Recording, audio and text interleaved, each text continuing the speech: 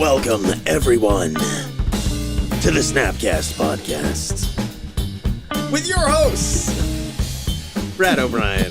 It's not episode 69 anymore. I don't know, I missed the voice. We gotta mix it up every once in a while. Welcome. This is episode 78 of the SnapCast podcast with your hosts, Brad O'Brien and Mike Cooley. How are you guys doing today? How's everybody out there?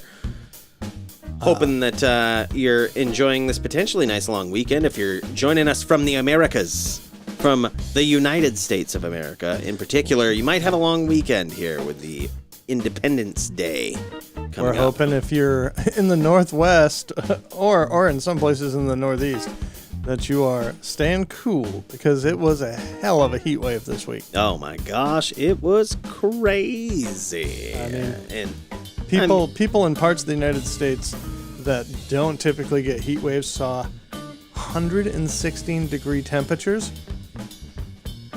which is like hotter than it gets in Florida. It's nuts, man. It's been absolutely crazy this week. Absolutely crazy. But, this is what I say. Don't forget what the winters feel like in Maine. You know what I mean? People ask me, I don't engage when, at work, when people try to make the small talk and they're just like, oh man, it's too hot out. I'm like, yeah, it's nice. It's certainly better than the other thing. Yeah, exactly. I'll give you that. Yeah, I'm just like, I remember the winter. I was complaining then, and I choose to only complain during one season of the year. I can't complain during them all. I think that's quitter talk. I think I can bitch all year long. I just happen to love fall and spring. So the way I look at it is I'm not bitching about a season. I'm bitching about half the year. I don't like it when it's too cold, and I don't like it when it's too hot. Well, speaking of bitching, we've got some bitching cards to talk about today. And if this is your first time ever joining us, this is not a podcast about bitching necessarily. Or the weather. It is a podcast about Magic, the Gathering, and Magic-related things. We're geared towards the casual Magic player with a competitive interest in MTG finance. And this week, we're going to ramp it up. We haven't talked a lot about, big specs on cards recently. And a few casts ago, Brad had kind of brought it up that, this is a weird time to spec on anything because everything's opening back up. It's like buying on a green day in the market. You just don't, it doesn't feel right. You know what I mean? Prices for everything been going through the goddamn roof. It's like we would be running you amiss if we were like, yeah, you should buy this and buy that. It's like the prices are probably higher than they deserve to be. And especially, with Modern Horizons 2, we were talking about what I was going to say. The prices were just way higher than they deserve to be. So it's it was very, very hard. We picked a couple of cards that were on the lower end and, just said, hey, look, these people aren't focusing on these. But yeah, it's been an interesting time for Magic, that's for sure. It's also been an interesting time for me as a player and saying, okay, I can go back into the shop now. So I've gone in for the Modern Horizons 2 pre-release event. I played in that. I went in to draft on Tuesday. I did try and go in and play Modern last Friday, and basically on my way into town, I had a buddy contact me and say, I'm going to grill up some steaks. I'm going to do some roasted potatoes on the grill. Damn. You want to come over? And I was like, yep, sign me up. Sign me up. I'm out of this tournament. Yeah. I went to the shop. I did some card trading and then went over and had steak and potatoes. But still, we have 3 or 4 weeks of Modern Horizons 2 modern data. And honestly, that has been so disruptive. It's been great. A lot of people are calling it a brewer's paradise. Yeah, it really is. You can play the decks that because people are brewing and trying new things. But every deck out there is running some cards from that set. There's no way around it. I was just going to say, it's not even just a modern thing right now. It's eternal formats such as Legacy have adopted some of these cards. And that alone has driven the card prices of other things through the roof. One of which, I will say, remember how I preluded this with our picks have been fucking on point this year. I mean, fucking on point. We haven't missed, barely. Phyrexian Dreadnought. Through the roof. I called it. I was telling you guys about this. I was like, it doesn't feel good buying it at $40, but trust me, you probably want to get it. Yeah, it's $120 now. Hope you got it a couple weeks ago. We were talking about Strict Proctor, and of course, Modern Horizons 2 comes out with Dress Down. Oh my gosh. And I didn't even see that one.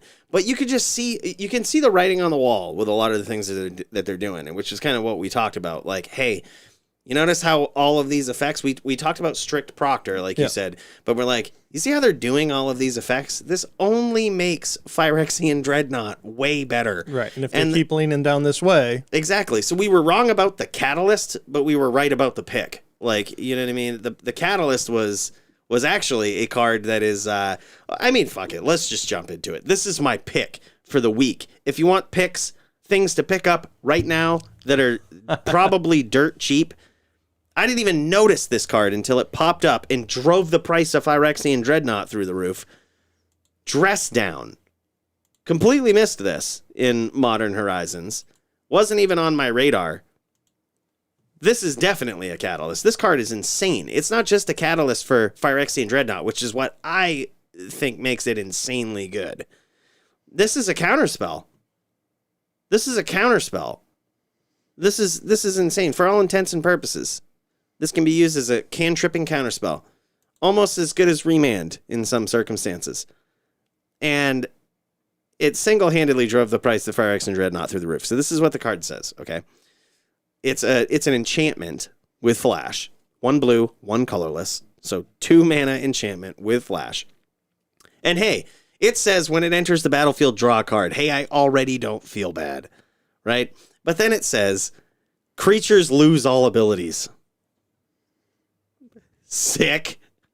And then it's, the caveat at the end, at the beginning of the end step, sacrifice Dress Down. So it's in play for a turn if you're playing it fairly, unless you have, I'm not even going to get into the filthy casual ways you can abuse that last thing. Like, you know what I mean? Get around it and turn this thing into a friggin' humility for a while. Like, there's obviously ways you can do that. But it's a counterspell, if you think about it. Like, it's in blue. And it says creatures lose all abilities. You can play it in response to someone casting a creature that has an ETB effect. Yep. You know what I mean? It's going to counter that ETB effect. And in these really techie decks, these toolboxy decks, it's exactly what you're looking for. You know what I mean? And you can confuse the shit out of your opponent with it. You let their creature resolve that they're going to try to combo off with. And then they're just like, yeah, Kiki Jiki, I'm going to target this guy. And you're like, yeah, response Dress Down. All right, sweet. My turn? Good. Like, let's go. Well, and I definitely think in this set, they did a better job than in other Magic sets of including answers to the problems that they're creating. Like they gave us a lot of threats. All of these evoke creatures. Oh my gosh, yeah. And it's like, okay, I'm going to evoke this. Okay, Dress Down. It enters the battlefield. Has no abilities. You get your thing. And your evoke still sacks it. And the evoke sacks it because that's is that an ability of the creature? It's yes, but it's not on the creature itself. So like the evoke is a delayed trigger from you casting it. That was how I thought it worked, but I wanted the clarification. Yep. So you evoke something for 1, and then someone casts Dress Down. It comes in, it doesn't do anything, and you have to immediately sack it. I noticed this with Asmo and Sanctifier Envec. So Asmo is the creature that has no casting cost. It can only be cast if you've discarded a card. Mm-hmm. It very much wants to play out of the graveyard and with graveyard shenanigans. Yep. And they also printed Sanctifier Envec, which is a 2-drop human that says exile all red and black cards from a graveyard. Yeah. Any red and black cards that would go in there get exiled. So it's like, they gave you these busted toys, but they did give us answers. And I think you're seeing Dress Down here in Legacy, and we were looking at this Dreadstill deck. Which, by the way, I have a problem with what they've called this deck, and I want to tell you this. And any of the Eternal players out there, you might feel me on this. You might know where I'm going. We're going to show you the list. What card would you expect to see in a deck that has still in its name. Standstill? I would expect it, right?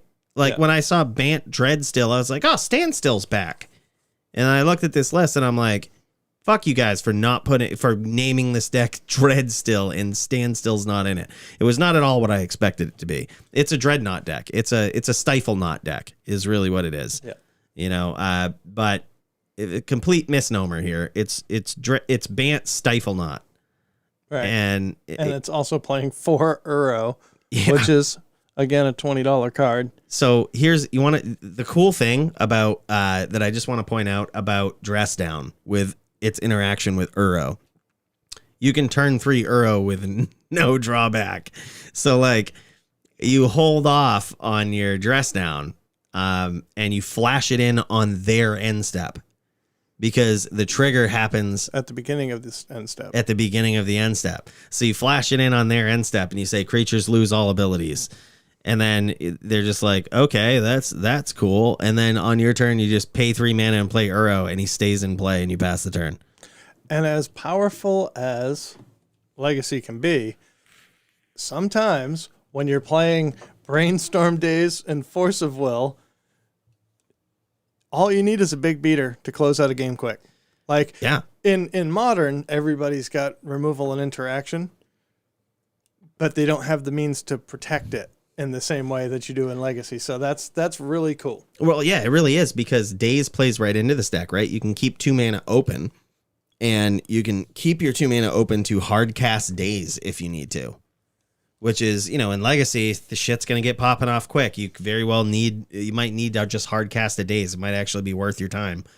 But you can also use that mana at the end of the turn if they don't do anything too devastating to cast your Dress Down, and then if they have something to say about that, you can then in turn Daze it. But it gets even worse, right? And in case you're not familiar, by the way, Daze, one of the best counter spells I ever created. You can it says counter target spell unless unless the player pays 1, but it has an alternative mana cost. Instead of paying 2 mana, which is what the spell costs, you can return an island you control to its owner's hand, so that island can be tapped, right? So you flash in Dress Down, they're like, oh no, counter, or now I'm gonna try to combo and do something, and you're just like, Daze, return the island, and then they're like, okay, you thwarted me, but I set you off Uro, and then to next level those mofos, you just drop in a Phyrexian Dreadnought for 1, and you're just like, all right, now you go. What have you got? Oh my gosh, it's the synergy of the combo of this deck. Like Dress Down is just everything this deck ever wanted. It's so good.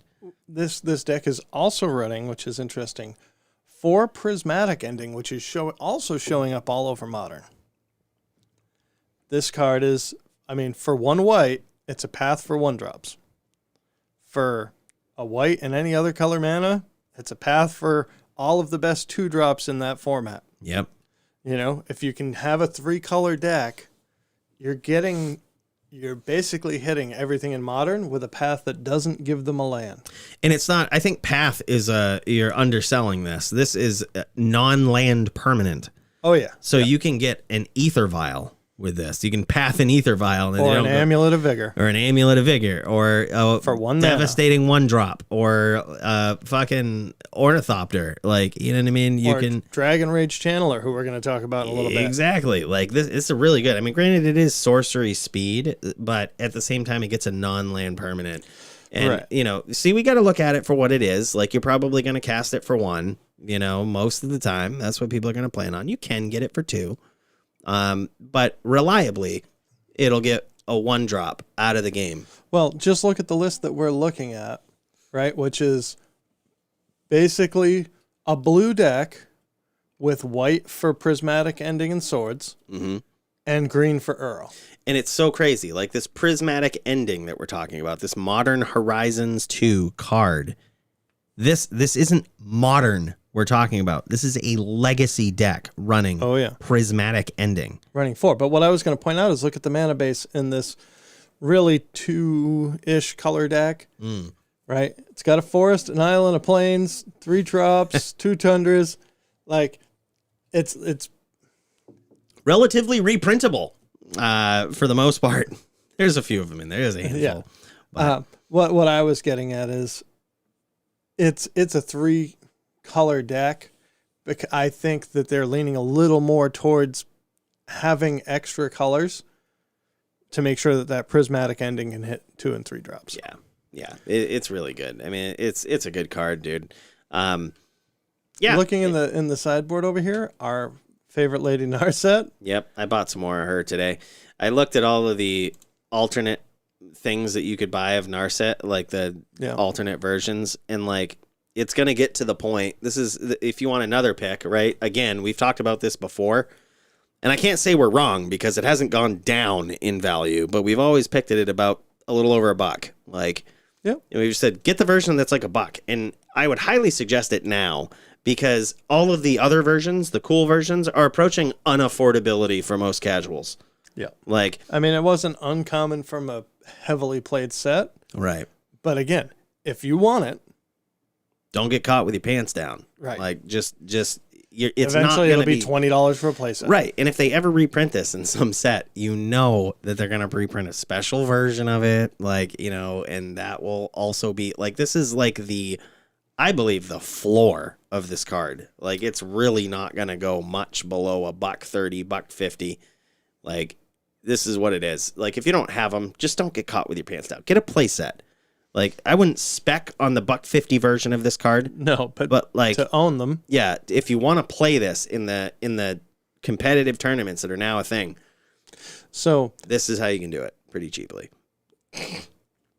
And so Cooley tends to do this, which is look for the affordable cards that are being played in Legacy that are modern legal. Mm-hmm. And I appreciate this because it shows you have a consistent formula. Yes, you've figured it out. If it's powerful enough for Legacy, it's got to be playable elsewhere. It's just a matter of time. Maybe we need something else to be printed into Modern, but these cards are. There are 10 cards from Modern Horizons 2 in this deck in this Legacy list. So you've got 4 Prismatic Ending, 4 Dress Down, and 2 Urzas Saga, the lands in the sideboard. God damn. And then when you look at, so there's 10, there's 4 Uros and a Soul Guide Lantern in this deck.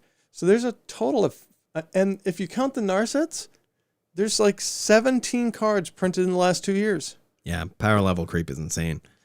I also have to apologize to you about Soul Guide Lantern because I completely shot you down on that one, and it's now shown up in Legacy, and I need to eat my words because you have indeed figured out my formula. Brad nailed it. Like, he wanted to talk more about speccing on cards today. So what was the first thing I did? I went to MTG Top 8 and clicked on the Legacy list. I was like, what the fuck is showing up in Legacy, and is it modern legal? That's literally my formula. You want to pick a good card. This is how we haven't really missed at all this year. Like, I know it seems simple and it seems stupid and people probably got shit to say about it. But trust me, it's a winning formula. Like, if you want to know how powerful a card really is, go look at some top decks in Legacy and if they're using any of the new cards and if they did well. How did they do? Did it show up in multiple decks? That's another thing too. Like, did it show up in multiple decks? Did multiple decks from Legacy choose to use this new modern or standard legal card? It's a pretty good formula. Yeah. And it was funny because we do have a spreadsheet that we keep track of notes in throughout the week. And when I looked at the spreadsheet today, I saw, Mike chimed in. He added a bunch of notes. What did he talk about? And he mentioned Dress Down. And I scrolled up to the top of the page just to refresh my memory that I had put a note that I saw Dress Down from Modern Horizons 2 in Legacy. And I knew when I saw that it was going to come up on the cast. Dude, so I'm not going to lie. I literally got intimidated by all of the random placement of the notes. That's why I scrolled all the way to the bottom and put like my shit. I was like, I don't know what's going on here. It looks crazy. So I literally read nothing on the sheet. And like the fact that we both nailed Dress Down, I was like, yeah, okay, that's good. That's really good. Well, one of the things that I just sort of threw in here was looking at the market cost of all of the cards in Modern Horizons 2. So this is one of the things that I will tend to do over at MTG Stocks is just take a set, sort it by price, and scroll down to where I'm comfortable spending money. Yep. That's pretty good strategy, say, too. Okay, is there something in this $2 in this $2 range that I think, could go anywhere? And in this set, yes, there's a ton. Yeah. Obviously, it's still being opened, but Persist and Unmarked Grade are being played. Oh my God, Persist is $2. Yeah. Oh wow, yeah, I need to buy that. Well, when I did this the other day, and I'm just gonna cut over to our cheat notes, I noticed that at the time that I looked, one of the art cards for the art for Suspend, the art card with the gold stamp, was worth more than Nettlesist and Vindicate. Now that has since changed. It's the art card doesn't even show up on the top value page. Interesting. So we'd have to go to probably page 2, and it looks like it's just dropped right off. Yeah, they're getting more data, is what it seems like. But main point here is you can get very nice versions of Dress Down. In fact, as soon as I saw this, and I still hadn't seen the entry you put on the sheet, I actually went online. There's very few times that I do this when I'm just like, oh, this is a good pick, and then I immediately go buy it because I'm like, yeah, it actually really is a good pick. This was one of them. Dress Down was one of them. I noticed you could get the foiled alt art version, this version, the showcase version right here. I got mine for like $2 foiled, like less than $2 a piece. Yeah. And it was actually significantly less than that, I believe. Yeah, look at this, dude. You can get them for like $1.25, the showcase foil versions, which a lot of people don't like. There's a lot of hate on this, and you I think you even said it when these first came out. If you were gonna have a card with shitty art, with dressed down art, this is the one to have. It's like onomatopoeic. The art is actually dressed down. Like literally, they did this with so many cards. They dressed the art down. They ripped out all of the stuff, and it was like stenciled. And so as soon as I saw the art for this and the card name, I was like, yeah, this is just clearly the best version of this, right? Like, I mean, I know it's not far more expensive than the other ones, but I was like, this is, if you were going to take an appreciation for this type of art, this is the one. Like a card called Dress Down with Dress Down showcase art. Like, it's just amazing. Just amazing. So the card that I most wanted to talk about this week was Mishras Bauble, because I talked about it last week and there was a little misinterpretation on what I was saying last week. And I have to quadruple down on this. And I know it is purely speculative. But I looked up Mishras Bauble in MTG Top 8. And if I look at, there's 3,374 decks on MTG Top 8 that show it in tournament decks. If I look just on the first page, which is from June 30th back to June 26th, so that's just the last 4 days. Wow. It's Magic Online Championship, Magic Online Championship, Magic Online Championship, Moto Challenge, Modern Leagues, Modern Prelims. Go on to page 2. That is still all June 26th. Modern. This Mishra's Bauble is being played to enable a bunch of broken decks.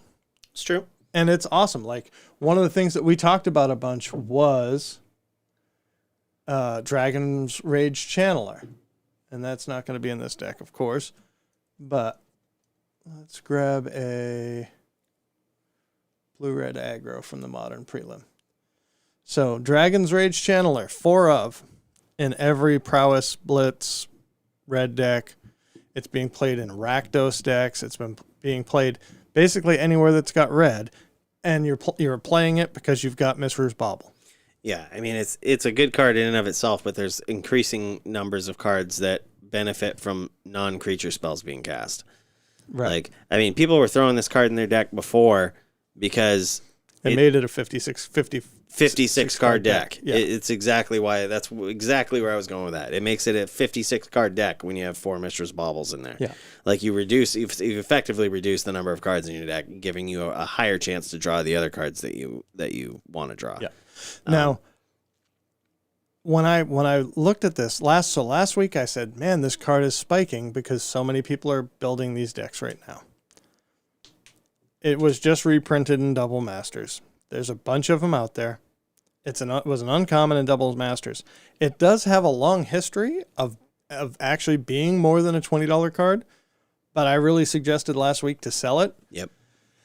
Seeing it enable all of these broken Luris decks and these blue-red decks, it really reminded me of Gitaxian Probe. Yep. And Gitaxian Probe was just a Busto enabler. Like 50, it enabled you to run 56 cards and see your opponent's hand. See your opponent's hand, and it replaced itself. Right. So when you think about Mishra's Bauble, so Get Probe cost you 2 life.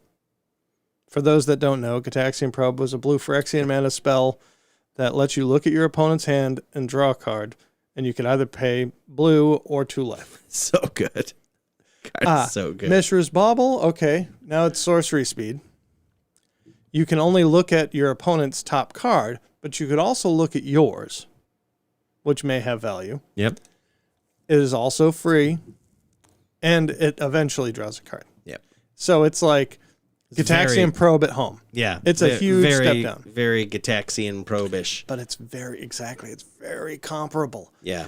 And we've had these conversations before. When Wizards is going to make a ban, do they ban the new card or the old card? Do they ban the payoff or the enabler? Right. Here's my thing with it too, is I think there's an argument on the other end. And this is what I was going to save for the cast. I think there's an argument on the other end for it to keep it around. And that is, and I have a counter argument for this too, but let me start first things first. Wizards has said in the past, and granted this was years ago, they said, we're not going to ban cards just because everybody uses them. And they used that as an excuse to not ban Force of Will when people were complaining about Force of Will and Legacy. But, you know, of course there's other circumstances in Legacy that make Force of Will necessary. You know, but their whole logic to it was, we're not going to ban a card just because everybody uses it. Like, we're going to ban the cards that are just not fun to play against. You know what I mean? If a card is not fun to play against, we'll ban it. Yep. And Gitaxian Probe was not fun to play against because you could almost guarantee that anybody you were going against. Oh, hold on, the kitty's trying to jump up here. Come on, kitty. So I like this, and actually, I part of where I sense you're going. People have asked me now how I thought about Urzas Saga, the land. And how ubiquitous that is that going to catch a ban? Because of its play pattern and how frequently we're seeing it. And I've said no. Like, I don't think that they're going to ban Urzas Saga in the next ban announcement because everybody's trying it in every deck. Right. Because that's the new card. Just because, so we're seeing Mishra's Bauble in half the decks in the format right now. Some that they're only using it because they're also running Urzas Saga. Like, you know what I mean? It's just something to grab. It's, in a way, you could make an argument that it makes you run even less cards in your deck when you combo it with Urzas Saga. You could make the argument mathematically, you know what I mean, over time. But yeah, like it's definitely a card that should be on your radar for a potential ban. There's arguments on one side of it to not ban it just because everybody's using it. Is it not fun to play against is the question. Because that will get a card banned very consistently. So Gitaxian Probe was not fun to play against because it took one of the biggest things in Magic away from you. Your hidden information. Your hidden information. Yep. Right? It was not fun. Like, someone played Gitaxian Probe and you're like, fuck. Like, I suddenly don't feel good about playing this game. Because now I know that you know everything I'm going to do. And I'm kind of pissed about it. And before the cast, I looked up the original Gitaxian Probe ban announcement, and that was their biggest argument for banning it, was that it allowed combo decks and decks to go all in because they knew the coast was clear. They didn't have to play around anything. Right. If they could just, for no mana, find out what was going on. Right. Now, with Mishra's Bauble, if you play turn 1, fetch land, red source, Dragon's Rage Channeler, Mishra's Bauble, and cast trigger, you, what is it called? Surveil. And you surveil something else into the graveyard. And then you look at your opponent's top card. If you're a modern player, chances are. By the way, what's up, Sweet Phil? Sweet Phil says, how often do you guys play Magic cards these days? I played last night. As I say, in person, not very much. But when you surveil and you put a card from the top of your library into the bin, you see their top of the library, chances are you have a good idea what they're on. Yeah. Yeah, exactly. So you might not know what's in their hand, but you know the deck that they're playing. Yeah. It's not as consistent, though, as Gitaxian Probe, because if you get a fetch land, you're like, fuck. Like, you know what I mean? But you know they're not on Affinity. You know they're not on, like, you can still glean some information from it. Yeah. And you can do it with yourself, too. Yeah. Like, where you want to reach Delirium, you can exploit that seeing your own top card and decide if you want to crack your fetch or something like that. So, right. Yeah. There's the interplay with that and Dragon's Rage Channeler. I think if we just see this week after week after week, yeah, that's going to be the card that gets banned. I don't think that they're going to ban Dragon's Rage Channeler. Right. I think the day, like, this is what it's going to take. It's going to take some other really busted combo deck to run this and use it as a way to know that they can go off turn 1 or 2. Like Storm. When Storm starts using this, it's going to feel bad because I might be able to trick them to thinking I have some interaction, but I'm really on some aggressive deck. And suddenly they're just like, Mishra's Bauble, turn 1, look at my top card, and the devastating feeling comes from when you draw your card and know what they saw. That is the devastating feeling that makes it not fun to play against. Oh, they saw Arcbound Ravager. God damn it. Like, now they know they can go off turn 2 or 3, and I'm not going to do anything about it. You know what I mean? Like, they just know. You know, is it as devastating as Gitaxian Probe? I don't know. No, but you can't compare it to what we had. You can only compare it to what we have. And if Gitaxian Probe was good enough to get banned, if Mishra's Bauble is the closest thing we have to it, and it's enabling repetitive gameplay and unfun gameplay, I'm going to, again, when I say I'm doubling down on what I said last week, if you have Mishra's Baubles that you don't intend to play, or if you have a 5th or a second play set, get your money on them. Yeah. Because chances are you didn't pay the prices that they're sitting at now. Yeah, now, it's really hard to predict a ban. Can it be $30 in a month? Maybe. Yep. But it was an uncommon and double masters that was opened out a lot. Exactly. So, like, that's the big point. Like, it's hard to predict a ban, but it's easy to see when something's overpriced, right? So, like, let's say this doesn't get banned, right? Will it go up? Maybe. You know what I mean? But at the same time, it's an uncommon that they have expressed an interest in reprinting in previous sets. So, like, if you do have extras, then I would agree to sell them. Like, it's just take all of the liability off yourself here. Like, no sense in hoarding them, no sense in holding out for an insane deal for your Mishra's Bauble, I don't think.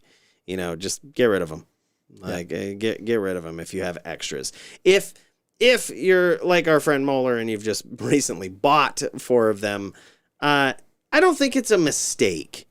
Nope. Really. Like, you know, it's one of those things that, I think there is a risk of it getting banned. there is a risk that it could get reprinted.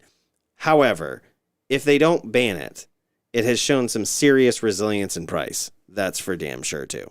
So like, it's one of those cards where, because you said that, I'm still not getting rid of my playset of them. Like, I do have 5, and I will probably get rid of my extra. You know what I mean? But it's just so good. I'm like, yeah, okay. Like, if they ban it, that sucks. But like, wouldn't be the first time I lost money on Magic cards. You know what I mean? But barring that, like, it is a very resilient card with its price. So, let's talk about some cards. We can talk about some of our hits because, you know, we did have a whole bunch of picks over this last year. If we like did a flashback, we had a bunch of cards that we picked. Remember when you and I irresponsibly bought shit tons of copies of a card? Do you know which ones I'm talking about? Altar of Bone? Irresponsible amount of these. Like, before we started really like being retail investors in the stock market, we were like, let's give this one more shot. I applied my whole formula that I'm talking about. I looked at legacy or in that case it was just eternal format decks that were using or could benefit from cheap ass reserve list cards. Yep. And I remember Altar of Bone. I saw it in someone's trade binder. And I was like, this card is nuts. And I went home and looked it up. And it was like $1.50, $2. And it was on the reserve list. And I was like, win. I'm going to, like, literally, I learned that it was on the reserve list after I learned that it was a good card. Yep. And I was like, and it's $2? And sure enough, eBay gave me like, I mean, there, like I said, an irresponsible amount of these. I noticed there was auctions upon auctions of play sets of Altars of Bone for like less than $8 for a play set. And I was like, yep, bin all of them.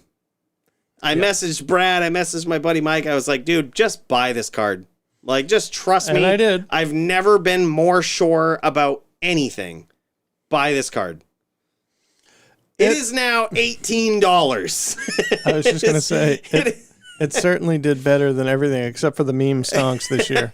I would argue it probably did better than some of those because this went up, what, 800%? That's better than, I mean, it's rivaling GameStop at this point. And the funny thing is, it's probably not going to go down. It's not going to go down. That's the funny thing about it. The amount of play that Altar of Bone sees has not drastically changed. Right. But people now recognize the value of it, the intrinsic value of it. Dystopia didn't do as well as I had hoped. It fucking did almost the same.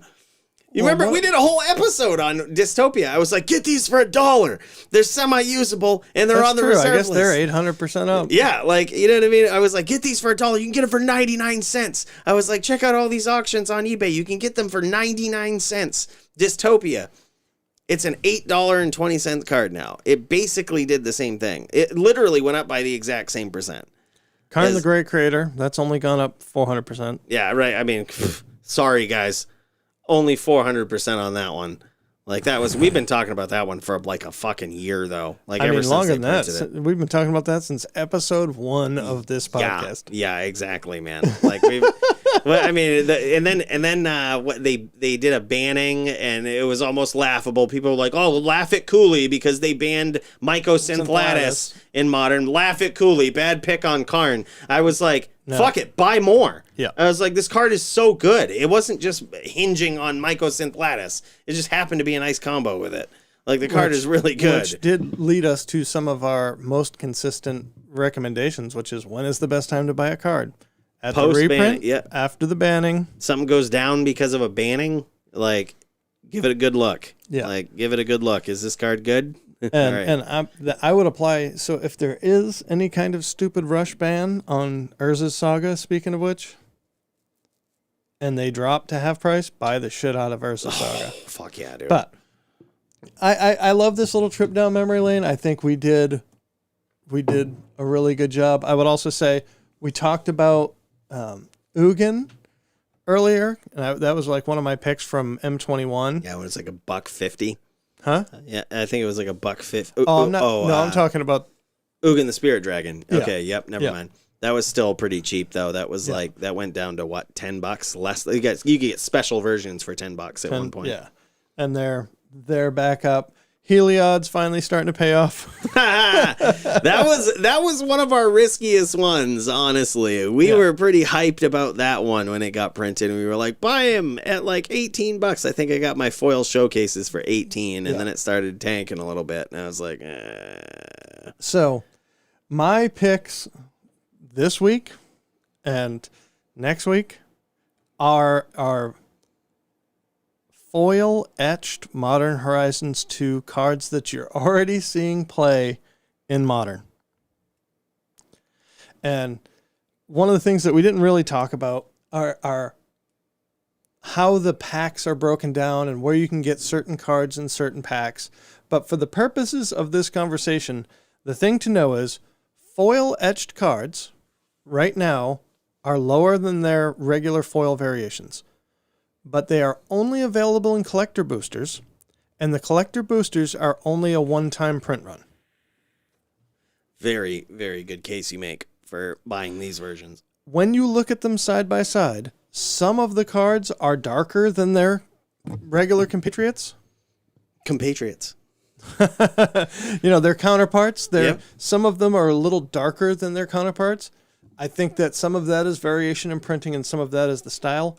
The etched foils show absolutely no tendency to warp. Really?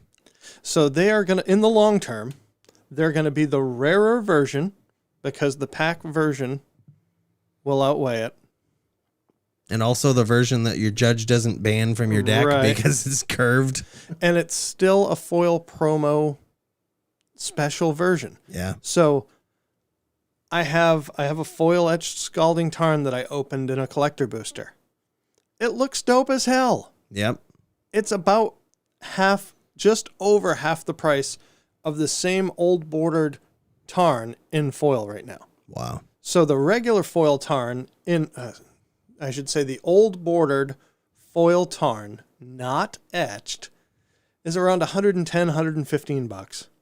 The etched foils, you can buy them in Facebook groups for $50. Jesus. You can buy them on TCG Player for $60. Wow. And it's a foil friggin' Scalding Tarn. So even if you think that the non-etched looks better, yes, that $110, $120 version might go up to $150, right? And you gain 35% or something. Right. The $60 version is going to be $100, $110 easy if we don't get another foil printed Fetchland version in the next couple of years. Yep.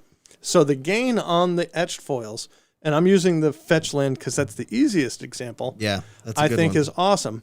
But then you look at the other modern cards like Sanctifier Envec that I mentioned earlier. That's getting played in all sorts of sideboards as Graveyard Hate for Dredge. There's a foil etched version of it. Wow. And it's cheaper than the regular foils. I'm trusting your Graveyard Hate suggestions now after Soul Guide Lantern. I feel bad about shooting that down. I've learned do not question Brad's sideboard Graveyard Hate choices now. That was a good one. I unfortunately, I think that right now, as far as the Fetchlands go, you're within a couple of bucks either way. Like, maybe they go down $2 again when another wave hits Amazon or something. But I don't think that in general they're getting cheaper than they are right now. Right. What are you looking for? Oh, I'm just scrolling down a little bit. Yeah, I think that's a good pick. The fact that you tell me you can get a special version of a foiled Scalding Tarn that had a limited print run. That is, may I remind you, this foiled version is cheaper than the original Scalding Tarn was 2 months ago. Yeah. It seems like a good deal because people don't buy these special versions of the cards to make special versions of their deck. They buy them to foil out their deck. Like that's what people are trying to do. And they want to get the most consistent, typically the more affordable version, and buy these up, and eventually the prices will meet their other foil counterparts. Now, TCG Player sucks for looking these up. They did a whole new thing with their website, man. It really sucks. Like, they have made it so hard to do price comparison shopping without having a bunch of tabs open. But Scryfall does pull their prices from there. And so you can say, look at Modern Horizons 2, the regular pack printing, Scalding Tarn, about $40. Yep. You can see the old border printing is about $90. The full art is $42. What? Yeah. God damn. This is the old border. That the one that I said is 90, it has the old border. Wow. So there's the regular version for 40, the old version for 90, the full frame for 42. And of course here they don't even show the iteration. Oh. If I had to pick a version of this though, that over time would be the highest, I'm going to say old border foil. Okay. And you're probably right, but there's also, and this is what we're talking about, is the old border etched. Yeah. So it still has the old border to it. right. It still has the old border. And this is what I'm saying. So the etched, if I scroll down and look for listings. Retro frame is the official name. Retro frame. So retro frame foil etched, 72, 76, 105. But if we take the foil etched and just go with the retro frame Yep. in foil, these are 130, 170. Makes sense. I mean, you can see that coming from a mile away. And the reason this happens is because the original fetch lands, the polluted deltas, the flooded strands, they were originally printed in Onslaught. Right. So you want which had the old border. And you could find them in foil there. So people are trying to match their sets out and get the old border foils to match, and these are the OG, these are the toy collector type people that we talked about. Yeah. That are trying to get a similar border for all of their cards. And that's why that was a literal tongue-in-cheek guess as to what was the most expensive version of that. And that's exactly the reason, is because it matches their onslaught fetches that they got way back in the day. You are rolling in money when you're like, I just want my new fetches to match my 25-year-old fetches. Those are the people that are going to pay the most for them, man. I'm telling you, it's just how it is. At the same thing, the alt art Grim Tutor, I think, is a steal right now. And let me just bring that up to sort of show that off. So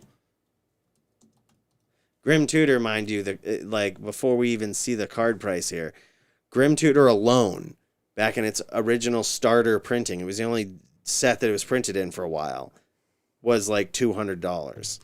Right. And so the starter version has come down quite a bit, is down to near $100. $97. Wow. But if we look at the Core 2021 regular printing of Grim Tutor, it's about $15.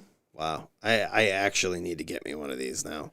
If you I look ain't for all that fancy shit. I just want to be able to play the card. And $15, sign me up. The full art is $19. Yeah, sign me up for that one. Right. And honestly, the foils, My God, don't tell me that's the foil price.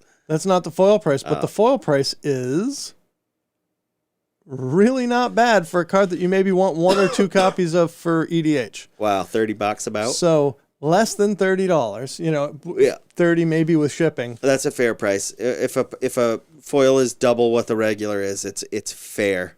Yeah. And it's really good that's if it's significantly less. Yeah. right. So when you're talking about the foils for the regular version are, let's look at foils, about 15. So Wow. you can have a regular foil for 15, Or you could have the extended art foil for 30. Yeah, this is a good indication, by the way, if you're ever looking at like the spread of different versions of cards and when it might be a good buy. It's a good indication that the card might be bottoming. And that is, you can buy a regular and the regular version of this exact card that, that you're showing, the M21 regular printing. The regular version of it was $14-15, and the exact same foil version is $18. That is a very, very high indication. When your foil price is very close to your regular price, the card is bottomed.